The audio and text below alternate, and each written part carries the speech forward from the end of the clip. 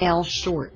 Babies are very spastic when they're born, and if they have long nails, you can see that they can really do a lot of cutting to their face. This is because when they're sleeping or when they're wrapped up, their hands are very close to their face. So what to do when the nails are very long? Number one, if you think it's too nerve-wracking to deal with the nails, you can always put booties over the hands.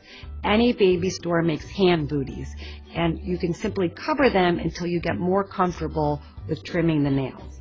Another way you can handle trimming the nails is to get a very soft buffer block, and this can be found at any single CVS or drugstore.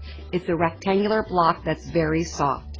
It's very, very important when dealing with baby's nails that you find the finest coarseness to either an emery board or a buffing block that you can, because these nails are so delicate, they would not react to a traditional adult's buffing block.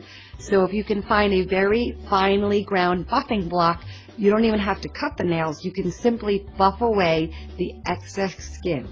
If you want to be adventurous and decide to cut them, make sure you have someone who can help you, or you're comfortable doing it by yourself by holding the baby's hand very still and very taut and cutting slowly at an angle with a very tiny infant clipper.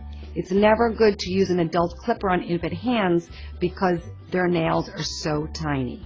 You always want to err in caution when doing nails. So cut as little as you can, and you can always do a bit more. If you do too much and cut the baby, that can be worse than having long nails. So try putting mitts on, buffing with a very soft buffing block, or clipping the nails on an angle very slowly while holding a baby's hand very taut. If you can enlist the help of a partner or a friend for that first clip, it may be helpful because usually the babies are crying because their hand is being held. They're not crying because they're in pain, they're just crying because someone's holding their hand down. So take your time, take your breath, and try to do your best to remove the excess nail from